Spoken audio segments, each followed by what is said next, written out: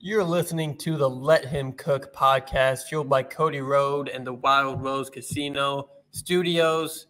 We are both remote today.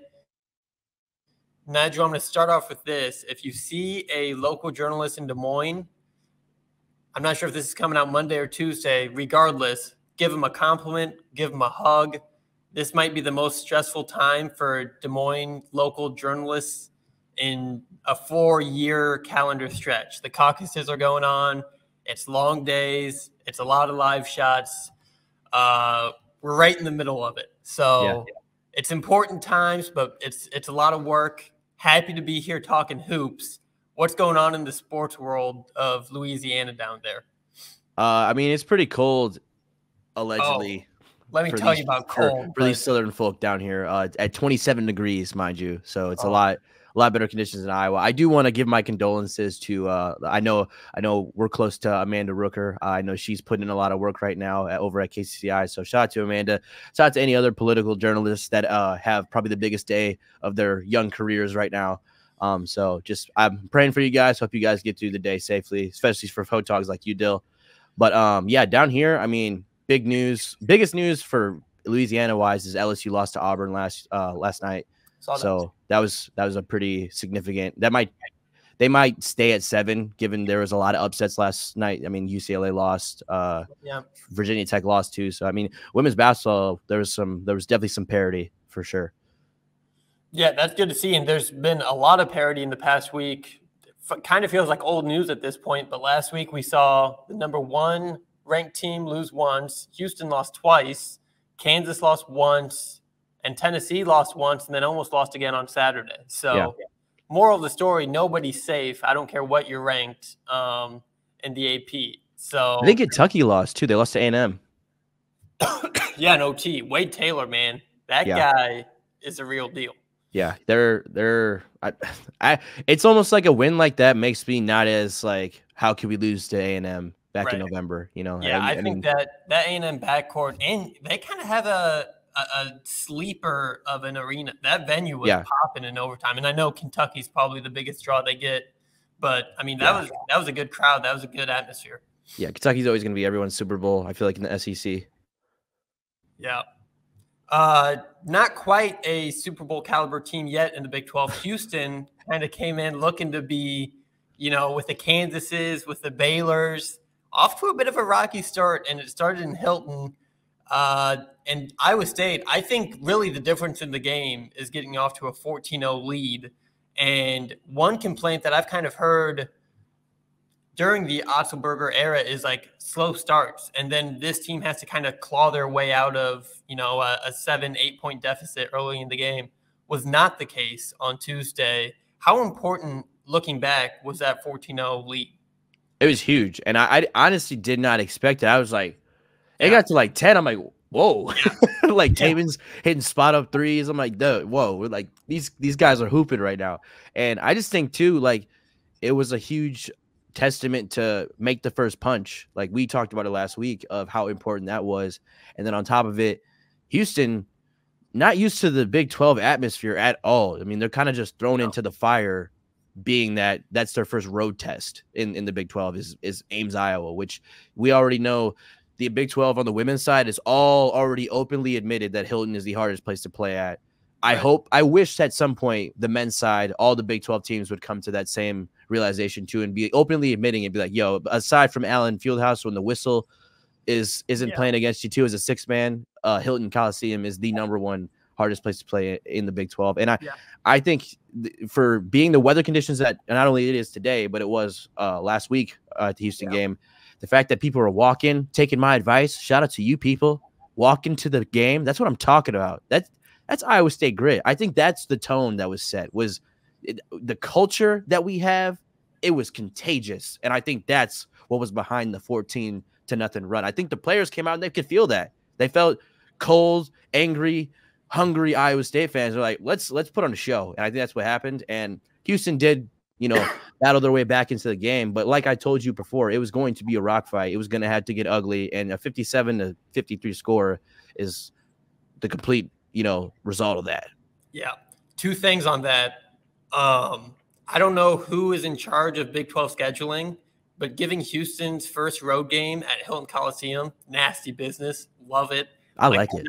Not starting them at TCU to start their Big 12 campaign. It's like, no, go to Ames in the middle of winter. The other thing, not a basketball reporter, but a wrestling reporter, Ben Visser, cross-country skied to Hilton Coliseum. That's dedication. Was just out there on the roadways. A little extra, but I love the spirit. It was a great video. So shout out. Any way you can get to Hilton is worth it. Here's the thing, though. Houston, outside of that 14-0 start, looked like the second best team in the country. And I know they lost to TCU over the weekend. I'm not sure how far they're going to drop in the AP. But that backcourt was just as impressive as they've been built. LJ Cryer had an off game, but Emmanuel Sharp, that guy has maybe the quickest release in all of basketball. That guy can get a three-point shot up in a half second and make a lot of them. And then Jamal Sheed is just a dog, man. He's a pit bull. He was blocking centers' shots at the rim.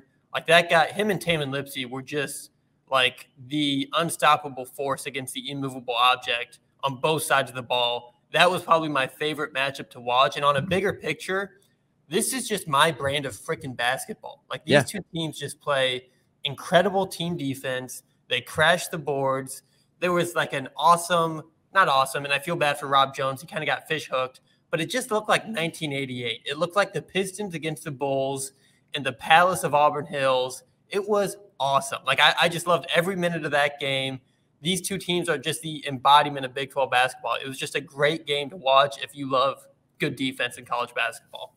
Yeah, and it's funny you call Sheed a pitbull because I've been in previous episodes I've called Tamin a pitbull. Yeah, and just you close your eyes, you look like you're in Michael Vick's backyard, just two pit bulls going at it. So I'm not sure if we can keep that one in. We'll see about that. Hey man, I have a pit bull, so they're all jokes. They're all jokes. Okay. Anywho, I'm just saying that it is a testament to how physical the play is, and I love that teams like Iowa State are able to set the tone for what the conference is to be for these new members. Because like you said, it is kind of dirty work for the conference or TJ to schedule a Houston game that early, especially when they're at home. But they could have taken the easy route. I commend Houston for just biting the bullet, getting the loss out the way, learning what it's like to play in the Big 12 early, as opposed to BYU in Cincinnati playing each other. It's like, I get you guys are both new members, but you guys got to go play a seasoned vet in the league. I felt like that was a initiation for all the new teams, and I'm glad Houston took the challenge early on, and hopefully they learned their lesson.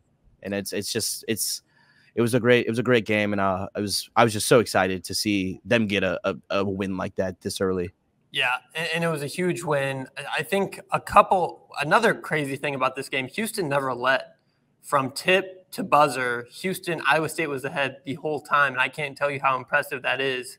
And Houston, they made it interesting. It wasn't like Iowa State had them at arm's length the whole game. I mean, Houston really got back in that game to the point where it was like down the stretch, and either team could win this game. And Iowa State they just wouldn't let Houston get over the hump. You see a lot of teams and a lot of coaches are saying, all right, just as soon as we take the lead, then the game opens up. Just get 1 point above them at any point in the game and then go from there. And Iowa State just wouldn't let that happen. Another thing I want to point out, Kelvin Sampson, who I have a lot of respect for, I think he's been one of the best coaches in basketball. Nigel, I'm not sure if you saw his post-game press conference. I saw it. Shout out to Jake Bread. Yeah, Jake had a great, I think, unedited, just the full clip. He was asked about who the most physical team was. And again, there's nothing – I don't think that question was like a shot at – he didn't have to say Iowa State or Houston. Just say, both these teams are super physical. It was fun to watch. I think Iowa State got the better of us tonight. They played a great game. Props to them. That's not that hard to say. Instead, he said, I can look at what the free throw – I think Iowa State shot 12 more free throws than Houston. Yeah. But the thing is, Houston shot way more three-point shots. Yeah, so you're not getting to the basket. You're not getting fouled. Exactly. Like, it's not like – Iowa State got a couple of favorable calls. You do every game. But it wasn't like Houston was just going to the rim and getting attacked. They just weren't going to the rim. So you're not going to get free throws. Well, so that statement kind of annoyed me. Maybe he didn't look at the box score yet, but it's very clear if you just look at that game by the numbers, it's like, yeah, no shit. Iowa State got fouled more. They weren't shooting 33s in that game. Well, I think his whole press conference, because it was so short, it was very emotional. And I think, like I don't think he thought in the moment like that was a fun game. Like they never led. They were down 14-0 early. It was a football score, and then they never led the entire game. And then they lose at the hands of a freshman with a Dirk Nowitzki fadeaway. But Sampson's exact words were, "We pissed down our leg." Yeah, and I find that hilarious because I've sent you the Coach 30 videos of the guy who makes the skits. He's acting like a coach, watching film, and that's like his main go-to insult. And I just love how a real coach in real time said, when playing Iowa State, we pissed down our leg. I love that we make grown men piss down their legs. I mean, that is just, if you're a basketball team doing that, brother, it's going to be a fun season regardless. That's Hilton magic. And Nigel, you brought up this play, and I really want to give this play the time that it deserves. Yeah. So actually a couple things. I'm going to bring it back to, I think, maybe a minute half left in this game. Sampson is drawing up a play, and I'm almost assuring you that he's drawing up this play thinking Iowa State's going to come out in man, because Iowa State has played man-on-man, switch at the screens the whole game. So I guarantee you whatever the hell he was drawing up was anticipating that. Yeah. And Otts has done this before. They come out in a 2-3 zone. Mm-hmm. And I don't even think they finished that possession in a 2-3 zone, but just starting in a 2-3 zone, I don't remember who's bringing the ball up for Houston, but you're like, well, shit, now we can't run that play. Yeah. But one, I want to commend TJ. I think that's a great just kind of chess move. And then two, Iowa State was really struggling to run their offense, and with about 10 seconds left on the shot clock, Otts kind of sees this, calls a timeout. That is not enough coaches take that timeout. You can tell your offense is sputtering. You absolutely need a basket on this possession. Call a timeout. If you have them, use them. And that was where he drew up this play, and I don't know what was drawn up because we didn't see the play come to fruition, thankfully. Taman Lipsey was supposed to get the ball, though, on that inbounds play, and Jamal Sheed's just playing incredible preventive defense and doesn't even let Lipsey touch it. And the whole time, no, I'm sorry, Sheed would have been on Momcilovic because that's who he shot it over. So maybe Cryer was on whoever was guarding Lipsey was doing it. I thought Cryer and Lipsey were guarding each other for a decent amount of time. Okay, then I bet it was Cryer on Lipsey. Yeah. But the whole time, as soon as Momcilovic sees Sheed on him, he's like, "Oh, give me the rock. Like, this kid is too short. There's no way he's contesting my fade." And literally from the second they inbound that ball, he's calling for the ball, a freshman with the game on the line against the number 2 team in the country. And that's kind of what I want to speak to. You can be a great shooter. Steph Curry is probably the best shooter ever. Not every shooter has that clutch, like, hey, I want the ball with 30 seconds in the game on the line. That is a different type of shooter. That's a different type of pressure. How important is that going forward to have a guy like that on this team that's a closer? I think it's huge. And I think given that the turnaround fader is just not normalized in college. In fact, I feel like it's probably like, hey, don't do that. Right. So the fact that – because I kind of view TJ in a lot of ways at times offensively as more conservative. Like, I feel like for most kids, if they are shooting that, he's like, cut that shit out, buddy. All right, stop it. And I just feel like Milan had to have been hitting these in Rob and Trey and everybody's face for days on days on days on day for this to be like his go-to. Hey, nothing but net. Like, what, bro? In the clutch? You like the cojones. Sorry to get bilingual on my Iowa folk, but the cojones on that lanky freshman from Wisconsin. I mean, just props to Milan. I mean, he's you're built different. Up here, you're built different. When you can have the composure to do that in front of your home crowd. I mean, that kid probably didn't get any sleep that night. Yeah. And then fading opposite shoulder is so tough. And to do that in that situation, the only thing now, though, anytime I see him miss, not an easy jump shot, but a lot easier than that, I'm like, dog, how are you making that one?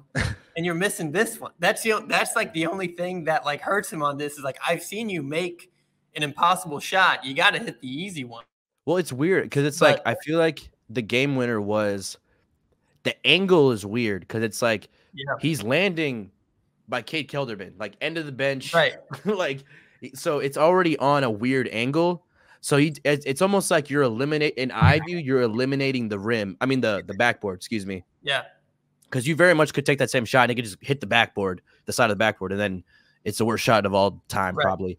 But I think just given the fact that he's working on that odd angle, I think that's what makes it kind of unguardable. Because I think if you, as a defender, you got a guy in the corner, you're like, he's not going to shoot this. So if I just stay home, don't oversell anything so he doesn't drive past me, I'm okay. But someone like that who can knock down a shot like that so consistently, I mean, it's barbecue chicken, you know? Yeah. And I think it was on display. And to answer your first question, to have a guy like that on this team, and I look at Milan like he could leave, but also I feel like he won't. I feel like he's going to have a Halliburton career type this at Iowa State.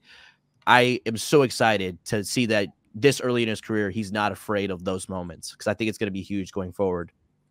And on top of that, 15 seconds later, Iowa State gets the defensive rebound. And again, speaking to Tamin Lipsey, trusting his teammates, Tamin Lipsey secured the ball and passed it directly to Momcilovic before Lipsey could get fouled. And that's another crazy thing, trusting this freshman who just got the biggest shot of his life, go trust him to put the game on ice and hit 2 free throws, which is exactly what he does. Yeah. So it's not even that one shot. He also put the game on ice to go up 4 in the final seconds of the game. So it's just crazy because I look at their demeanors a lot too, and Lipsey and Milan both have such a calm, mature vibe to them, on the court. They look like they've been there before, and Tamin has. So I think Tamin, if anyone on the floor is going to trust a freshman in that moment, I think Tamin is more likely to understand if Milan's got it, because Taylor, if out of anyone on the floor, who's been a battle-tested freshman, Tamin would know. I feel like, not to pawn them against each other, but Gilbert and Tamin didn't have the same responsibilities in the conference that they were playing in their freshman seasons, individually. So I think maybe if the ball's in Keyshawn's hands, he's probably I don't know, let me take this myself, as opposed to Tamin being like, you know what, we're going to go to Milan. And I think it was a huge, chance as a leader, because Tamin, at the end of the day, you look at him as a sophomore. I mean, up here mentally, I feel like he's just so mature that he just knows and has great instincts all the time to make the right play and go to the right person, even if it isn't himself. Because, I mean, his jump shot's improved, obviously. He could have taken a shot. Who knows? But, he had the selflessness in that moment to be like, all right, let's go to Milan. So I think it was great. I think it was a great display of their ability to play off each other. And, again, just Tamin's, second to none instinct. Yeah. Another thing I want to highlight, I'm almost positive it was the same play, but if it wasn't, it was late in that second half. And I want to highlight it because this play speaks to me as a not so great pickup basketball player. It's the old, so let's say the guard picks up the ball and is looking at you. I'll just say it how it is at Lee, when I was at Lee. My buddy Danny picks up the ball and he's looking for an outlet pass, to get the ball out of the post. If I'm open, that's fine. But if a guy's on me, I'm not really going to do much with the ball. But if I see a teammate that's open, I'm like, if he makes eye contact with me, I am pointing at my teammate. Yeah. I'm like, not me.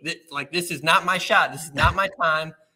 Give it to that guy. And I will find the open man for the guy with the ball and just directing traffic essentially.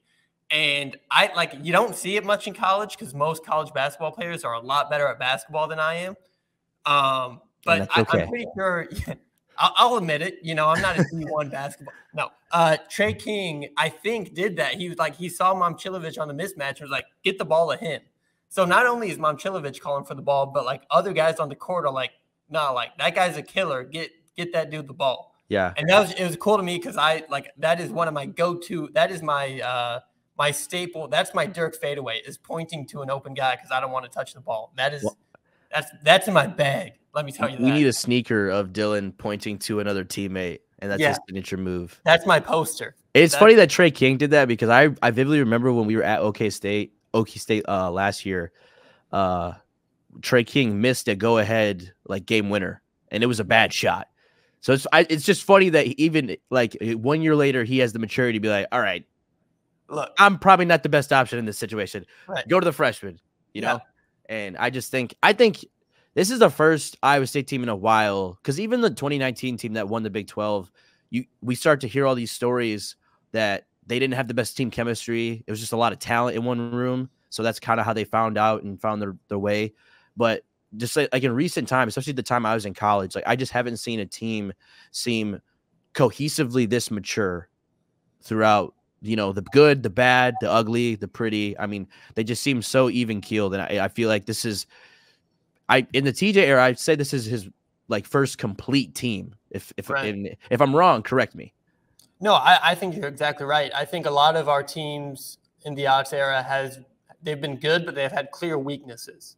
They've had very clear Achilles heels where, like, if a team exposes that, if you can get us in a scoring drought last year of 10 minutes, we're not going to win the game. And it was very likely for us to go on a scoring drought to score 4 points in 10 minutes last year.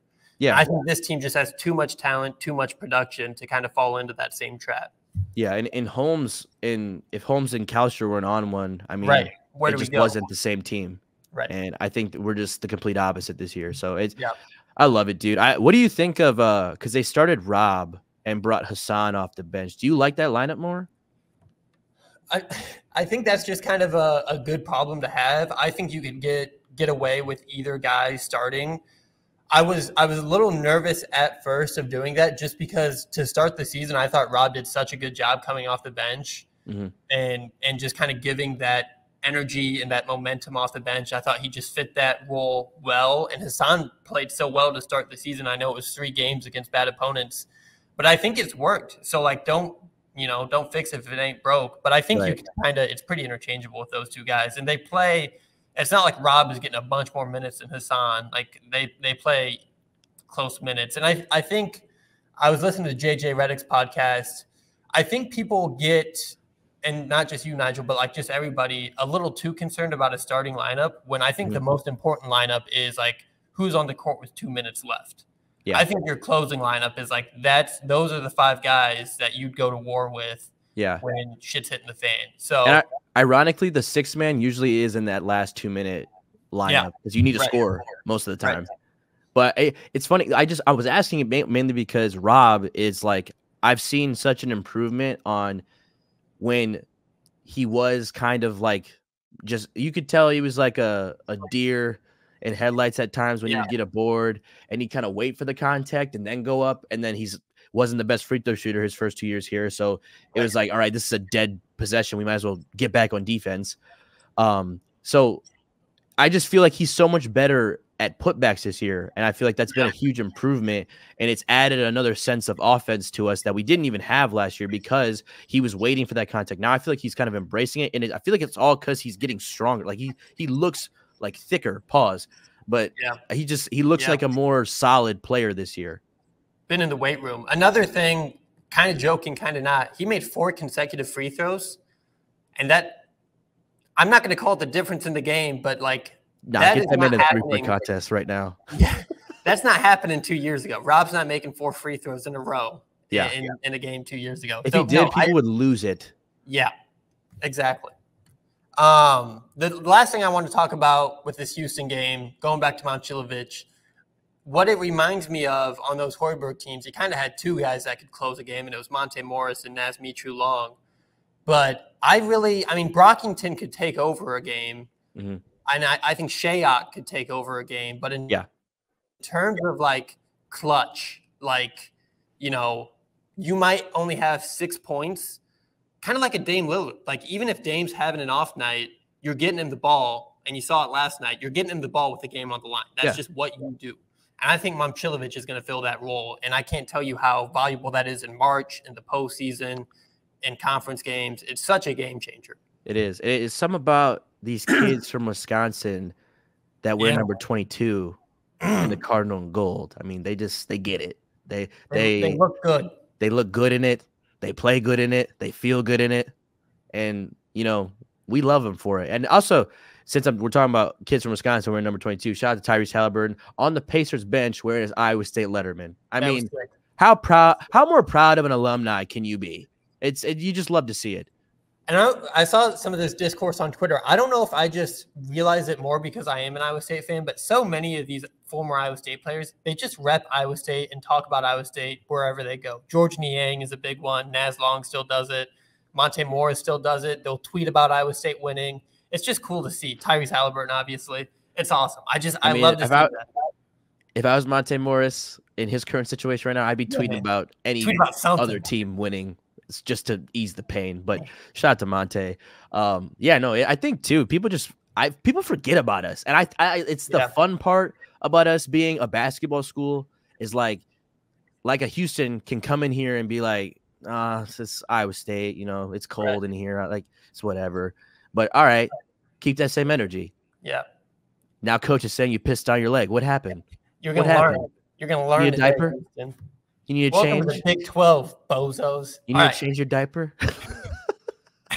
Oklahoma State, not new to Hilton Magic, maybe a little new to snow travel. They were having a hell of a time, and you won't hear it from me much. I want to shout out Baylor for one reason. Their women's team got here on Wednesday, and they didn't play till Saturday. They got here Wednesday or Thursday. You're on break. I have no idea why Oklahoma State didn't do the same thing with their men's team. I digress. The game's supposed to be at 5 p.m. It starts at 7:15. Oklahoma State got trapped at the OKC airport. Then they were going to try to go back to Stillwater and fly out. Mike Boynton tweeted about it. It sounded like a hot mess. Waco is farther, so it makes sense to get there earlier if they knew the weather was going to be crappy this weekend. But still, I feel like OK State should have still been in that same mentality of we should get there Wednesday, Thursday frame. But go on, what were you saying? So I don't know how much that impacts the game. I know athletes and coaches are very routine oriented, and it probably impacted Oklahoma State a lot more than it impacted Iowa State. Iowa State, at least you're still home. You have that comfortableness. You have that kind of routine, as I said. You're in Hilton. You're getting shots up. You play later than you expected. Maybe you started things kind of out of order. But Oklahoma State, you're traveling basically until you get there for shoot around. Yeah. And the only thing that makes me think maybe not, Oklahoma State got off to a quick start. And I thought they might start the game looking sluggish. But Iowa State, kind of was down 6-8 points early in that game. But I do think the travel probably had something to do with the outcome of the game. Yeah, and OK State for the past few years, I've had a little bad blood with them because last year we got swept by them.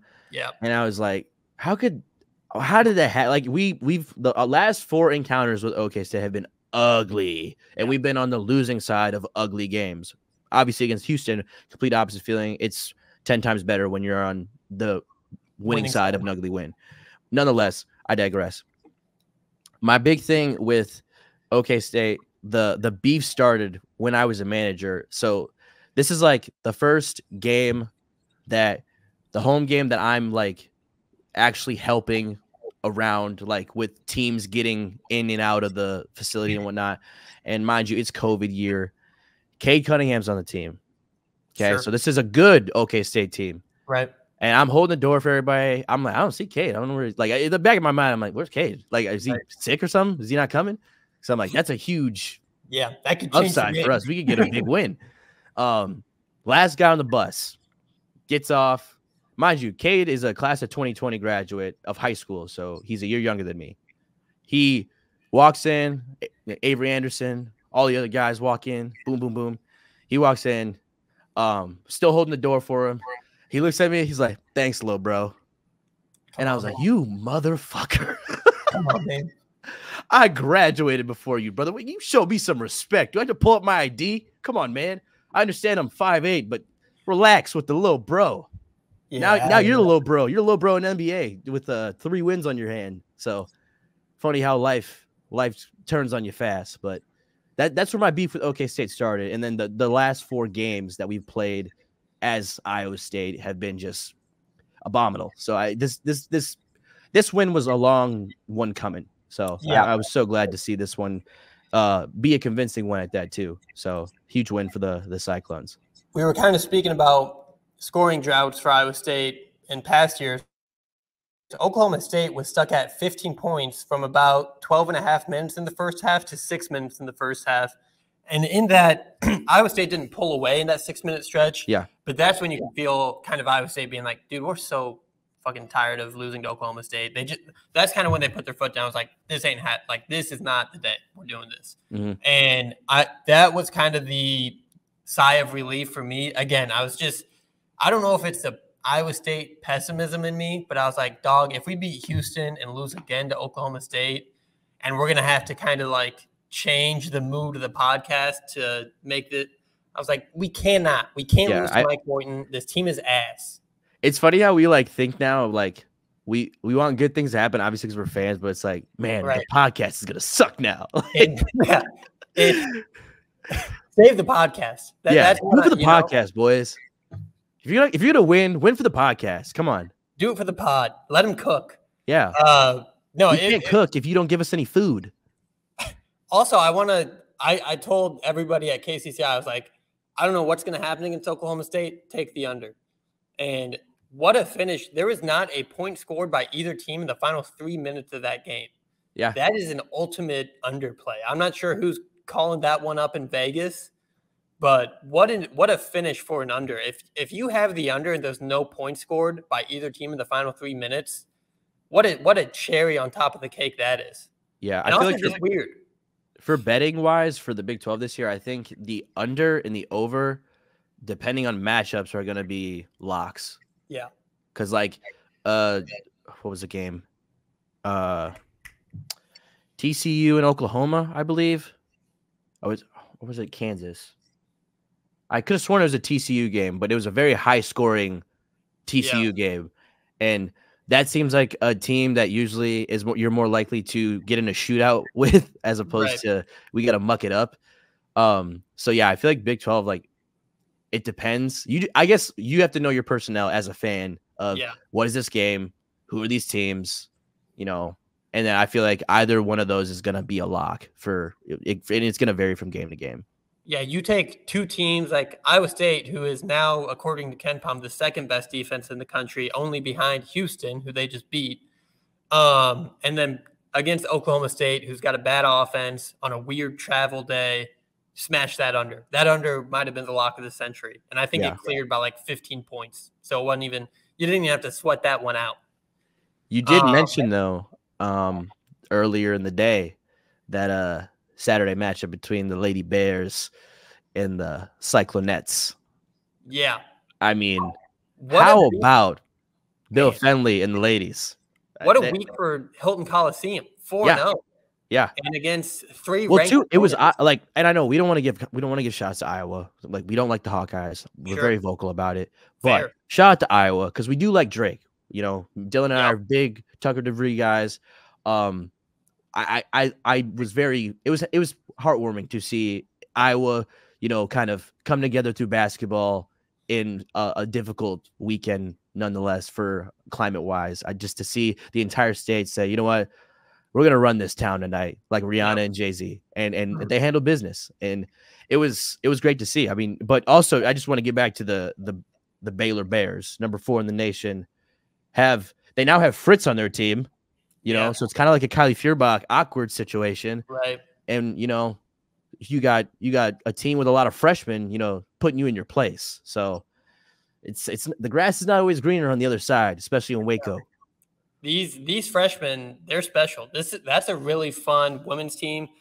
Excuse me. If Audie and Addie stick together for 4 years, I really do think this guy is the limit on the women's side because they are incredible players just as freshmen. I was shocked they gave 24 to Addie coming into the year because I was like, I thought they were going to retire that thing. That's not in the Raptors already. So I was like, she better be good. And she is not disappointed. I mean, she seems like she cares so much already about Iowa State and doing a good job here.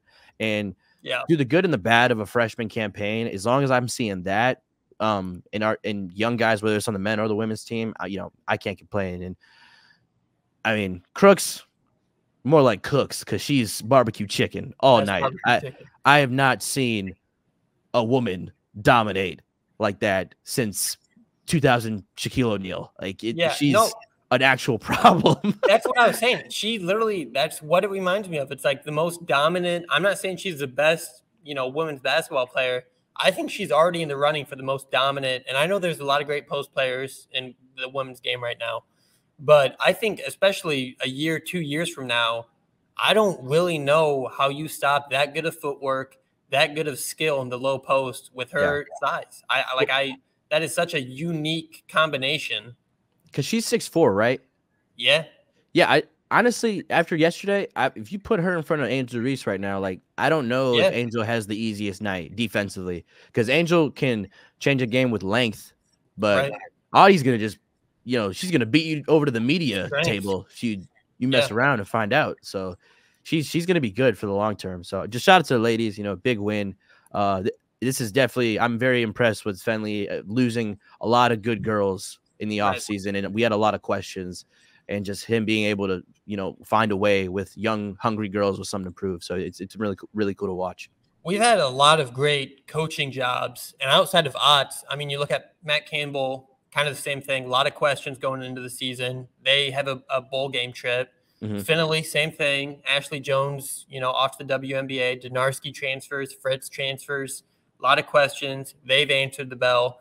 Otts is kind of the only guy that had, and didn't have national expectations, but I think internally from the fan base, pretty clear that this is probably Otts' best roster. You got the 5-star kid coming in from Waukee, a lot of hype around the program. And I think everybody's answered. Just a good time to be a Cyclone. It always is. Yeah. Some days are better than others. Pretty good week to be a Cyclone. I do want to get back to the Oklahoma State game. And it was a masterclass of Otzelberger basketball. 42-16 points in the paint. Iowa State had 42. Oklahoma State had 16. Oklahoma State turned the ball over 20 times. Iowa State turned the ball over 9 times. They out-rebounded Oklahoma State, who is, Oklahoma State, not a great team, really good rebounding team. To out-rebound them was impressive.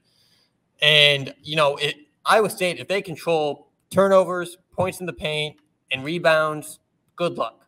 Good. Like, I don't care how you shoot. I don't care your percentage from the field. If Iowa State can control the game in those 3 aspects, it's going to look like how it did against Oklahoma State. I mean, it was just kind of pure domination in the second half. They just had, Wards flying for alley-oop dunks. They were just having fun by the end of it. And that was just a great kind of punctuation on the week of Hilton Magic. Without a doubt, yeah, no. I mean, like I said, OK State was kind of like it was a game that you're not expected to. Like, if you're Milan or any other freshman on the team, you're not expecting to get real excited for, because it's like, what's the hype? But given the history recently, I think that was probably a huge locker room motivation for TJ to let's not have a Houston hangover. How do we build off of this? And I think this is a perfect game to you beat Houston. All right, now we got to play a team that we haven't gotten over the hump against. Let's do that now while we're riding high and playing good basketball. And that's the thing. I think people forget it's not always easy to, get focused after a big win like what we had against Houston. You saw Nebraska, pull off the unthinkable against Purdue, walked into Iowa City and got mollywopped. Yeah. So, like, if you don't keep that laser focus, you're going to drop a game you probably shouldn't. And I think that speaks to this team, too, of not letting – and, again, one thing I really liked, you saw all these upsets and you saw teams storming the court. I get students aren't there at Iowa State, just kind of what we do. We've had 7 top 10 wins against teams in the last 2 years. Like, I don't even know if you call that an upset. I know Iowa State wasn't favored in that game, but it was like, okay, like, yeah, we beat you and we led the whole game. We're not going to storm the court. It was just awesome. I thought that was just like y'all ain't ready for this. Like, that was just like this is what we do here. That was, I loved it. And it's funny you bring up storming the court, because I was like, I remember it was a year ago tomorrow. We played Texas. We beat them at home. I was sitting right next to Aiden, and it was like a convincing win. I looked over and I'm like, are we storming the floor? Because, like, someone might floor Tyrese Hunter if we storm the floor. Yeah, get that guy with security ASAP. And Aiden looked at me. He was like, nah, we do this. And I was like, odd approach, but I'll take it. Because I was assuming, like, this is probably going to be the first time we get to actually storm the floor. And at least in my time at Iowa State, especially there as a fan. But, like, do you think doing that kind of gives the team naturally a hangover? Because I bring it up because it happened to Nebraska, right? Right. It happened earlier to Arkansas when they beat Duke in the ACC SEC challenge. They Yeah. rushed the court, and now they're really struggling. Like, they're not playing good basketball, and they got a talented roster. So do you think like rushing the court is kind of bad mojo? UCF rushed the court after they beat Kansas. Are they going to struggle now? You know, I mean, UCF lost to BYU. I don't know. Like Iowa State hasn't done it in a long time.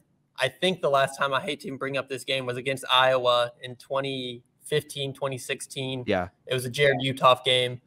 Probably shouldn't have stormed the court. We were ranked 4th. I get why we did it. We were ranked 4th. Iowa wasn't ranked.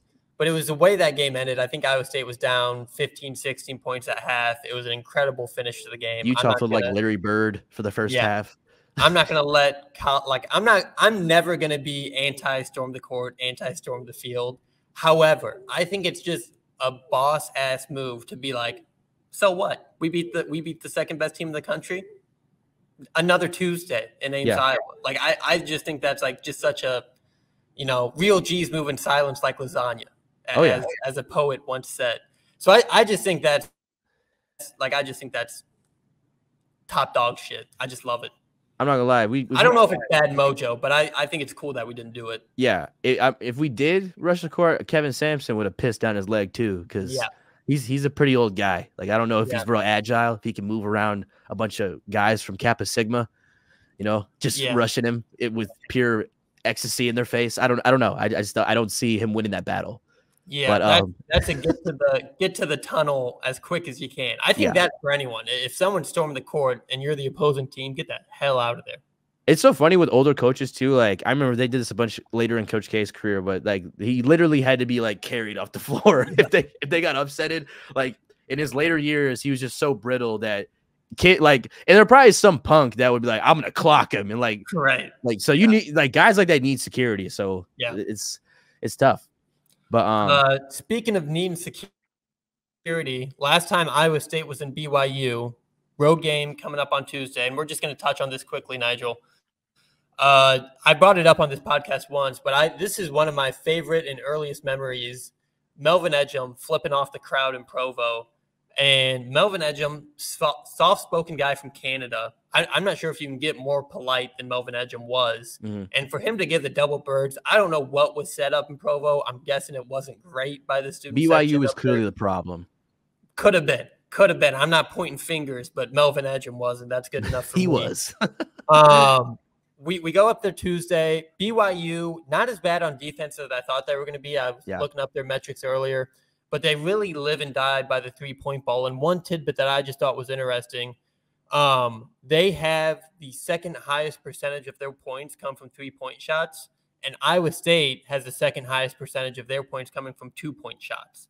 So these are two teams, both good on offense, but they just get their offense from different parts of the floor. Iowa State's going to crash the paint. They're going to try to get it into their bigs. Their guards are going to try to cut to the lane, where BYU is just comfortable to sit on the perimeter and just fire away. So I think it still will be a clash of two styles. I thought it was going to be kind of like an Iowa State has great defense, BYU has great offense. BYU doesn't have great defense. Iowa State doesn't have great offense. Not exactly the case, but their offense comes from different parts of the floor. It's the main difference. And I think it's a good chance for Iowa State to kind of get the redemption against a good three-point shooting team. I don't think we've seen a great one since Virginia Tech. Right. Or at least a team that's just had a day like Virginia Tech did against us. So I think on the road, like a true road test, I think it's going to be a great, not to be redundant, but test for the Cyclones just to be able to, kind of earn that trust back that if a team is a good shooting team, they can handle their own. Because in my head, given watching the Virginia Tech game, it's like I kind of now have anxiety when it comes to a team that can shoot the three. Is that really going to be our kryptonite this year? Because come March, all it takes is one team to get hot, and then you're cooked. Yep. Next thing you know, you're losing to Pitt by 20, and no one saw that coming. So I just feel like it's a good chance, like OK State, earn your stripes back. Get game by game, and to potentially be 3-0 in conference going into the weekend. Or I mean, that's a huge deal, and I think it's going to be 3-1. huge for Lost to the rankings. Oklahoma, but Oh well, no, excuse me. So I get what you're saying. 3-1 going. I forgot. Right. I've honestly like out of sight, out of mind with the Oklahoma game. I forgot it happened after the Houston game. It was so high that if that felt like the best, like the first game of the conference year. But just to go back to my last point, I mean, earn your stripes back, because I think it's going to be important to show the fans that, hey, we can guard, a 3-point team. And I think they'll do a well job. It's just, I do worry about BYU officiating. I don't know if that varies. Is it still going to be Big 12 refs, or is it going to be like the same guys who are, because of the distance now of the conference expanding, are they going to just keep their same refs that they had in their other conference? I think it has to be Big 12 crews. I think. I'm not 100% sure on that. Another thing, just to put into perspective how much BYU shoots a three, they, as a team, have almost 100 more 3-point shots made than Iowa State this season. Yeah. They're almost at 200. Iowa State's just above 100. And then, I think the key to the game, turn BYU over and limit open 3-point shots. They're gonna shoot threes, just make them contested, make them tough. Yeah. If they are able to pass the ball around the horn and get reversals and find an open guy in the corner, that is how BYU can go on a 9-0 run in a hurry. So I limit open threes. I know it's easier said than done, and then turn the ball over to not even let them get a shot off. I think those are the two keys of the game to me. Also, a little saber metrics here for you, Nigel. 4 married players on this BYU team. They're feeding families up there in Provo. So, man. I have so many jokes, but I'm going to keep them in the chamber. Before we get out of here, we kind of already talked about upset week. I do want to say I am thoroughly shocked at kind of the standings of the Big 12. It's a lot of muddy in the middle. Oklahoma State, the only 0-3 team. Kind of surprising. UCF has a win. Cincinnati has a win. Some of these teams that we thought were going to be at the bottom are not. And even above that, they're pulling off pretty big upsets. West Virginia beat Texas. And then shout out to West Virginia, because I crapped on you guys, and you gave it to them. Horns down. Yep. And then Baylor and Texas Tech, only teams that are undefeated in the Big 12 still, both 3-0. So I think it's going to be muddy. Like I think you look at the middle of the standings right now, it's a lot of 1-2 and a lot of 2-1. And I think as the season goes on, it's going to look a lot like, 7-5, 8-4, 6-3. Yeah. It's just going to be, you have some losses, you have some wins, and everybody's kind of 1 or 2 games back. There's going to be 10 teams that are right there till the very end. So I love this conference, man. It's going to be tough. I think if Iowa State can steal one of these 2 road games between BYU and TCU, that's huge. But man, it doesn't get, there's no place on the calendar to hide. I think we've seen it in this to start the Big season. I do got to ask real quick. I mean, I really thought Houston was going to be a good opportunity, especially since it was so muggy and defensive oriented. Like, we were going to get a sample size of Omaha. At this point, mano y mano. Is that brother redshirting or what? Because what is going on? Like, I'm tired of being real, like, passive aggressive. Like, what is going on? And it's like, I want transparency, buddy. If it is what it is, like, he's not ready. Okay, Bronny James had a heart attack and he's in the rotation at USC. Like, what is the problem? I think the hard question needs to be asked. I'm not going to ask Ox that question, but I think there does need to be some clarification. We saw him at the very end of that Oklahoma State game. He got a rebound. But, again, it was like with a minute and a half. And, the whole arena got up and cheered for him. So, like, the fans haven't turned their backs on him. I know that. But, I would like to know kind of the reasoning or the strategy going on behind closed doors, because I don't have a good answer for you, I guess is what I'm saying. I mean, it's just I'll be driving home from work and I start thinking about it. It genuinely bothers me. But again, I learned this from the Angel Reese situation when she was out. If they're not disclosing something, it's not my business at the end of the day. I also don't want to put extra, voices, I guess, in Omaha's head if he ever sees a clip like this out here. But because I know that can hinder people's confidence too. But Right. I just it's like I feel like kids haven't turned on him because it's like, well, we haven't got a chance to even play. You know, I feel like that's the thing. If we saw him struggling, and it's not like he's played fantastic in the minutes he has played, but I don't think he's played bad enough to where it's like, oh, this guy can't hang. Yeah. Like I haven't seen that from him. I've seen him make mistakes, but he's a freshman, so I don't know. Everybody makes mistakes, so I don't know. I don't know. It's like I don't know. It's like the Men in Black. Yeah. Is it real? Is it not? Is the hype real? Or have we been bamboozled? You know? I don't know. I think that's kind of the only conundrum, the only question mark, gray area on this Iowa State team this whole season. I think there's been so much plus side, so much positives. And you know this too. Like, as long as your team's winning, a lot of things can kind of fly under the radar. Like, winning is kind of the answer to all problems. So, you know, if Iowa State keeps winning, I think Omaha's happy. I think fans are happy. I think coaches are happy.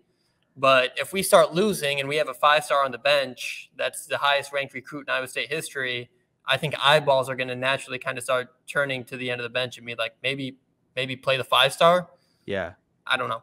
And I think I'm just getting anxious about it because too, I know the era we're in with the transfer portal. It's so easy now. It's like a no-brainer. It's free agency at this point.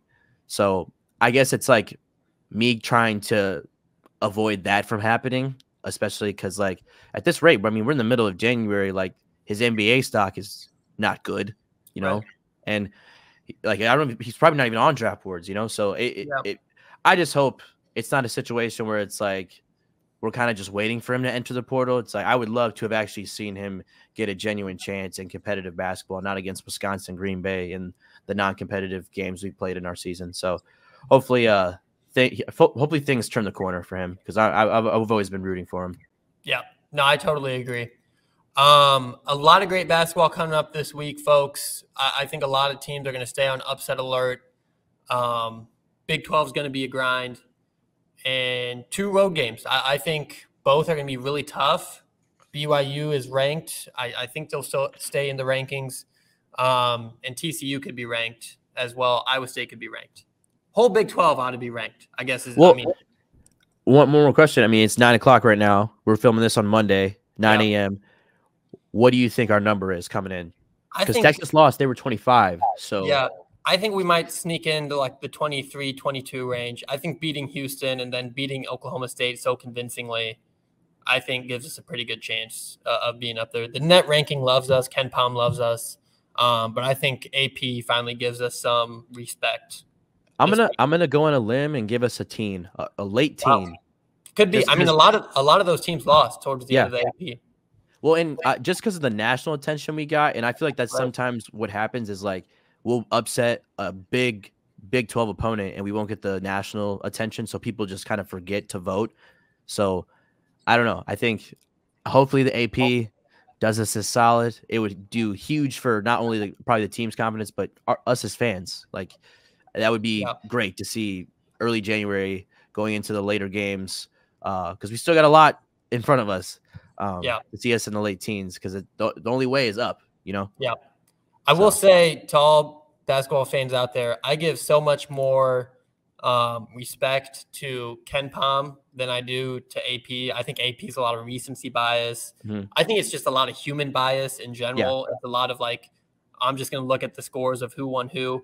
And I don't even blame – a lot of these guys are like national college basketball reporters from New York and California and Washington, all across the country. They don't have time to watch every game. But I think, you know, it's a lot of – oh, they had a good week. You know, I'll put them at 20.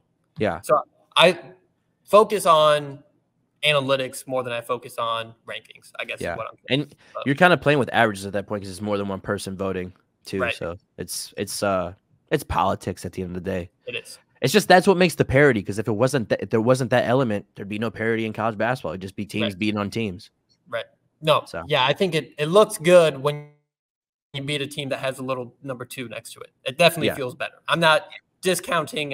Like a lot of those top teams are the top teams for a reason. But with that being said, Nigel, I did a 12-hour day yesterday, looking at about a 14, 15-hour day of work today.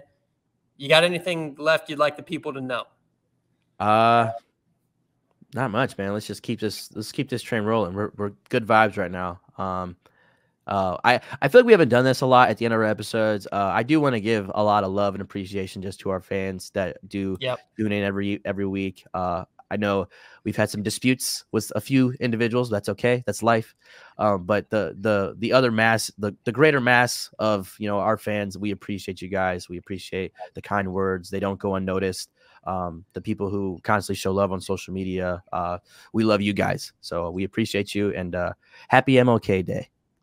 There you go. And I would like to say, I feel like this podcast started about a year ago now in Edit Room A in KCCI when it was just you and me talking hoops. Yeah. It's awesome to have this platform. It's awesome to, to be able to do this stuff. So, yes, I also want to share that gratitude, share the thanks to everybody that's been tweeting at us. Please continue to do so, good or bad. I just like engagement. So if you guys got things you want us to address, if you got questions for us, by all means, I'm online. So, let us know.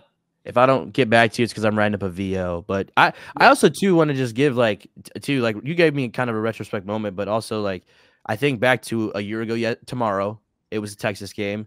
I remember I was still a college senior, so like one would, I went out that night and celebrated pretty hard. Next morning, didn't have class in the morning, and I got an email from KCCI saying, "Hey, come in on the 30th." I was like, "Wow, let's go! Got a paid internship. Let's get this started." And that email changed my life. Like a year later, I'm a sports reporter full time. Didn't think I'd be in Louisiana, out of all places.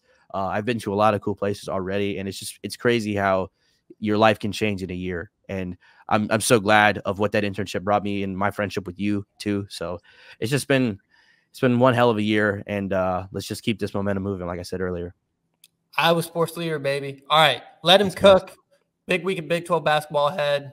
We love you guys. Go Clones. Roll Clones, baby.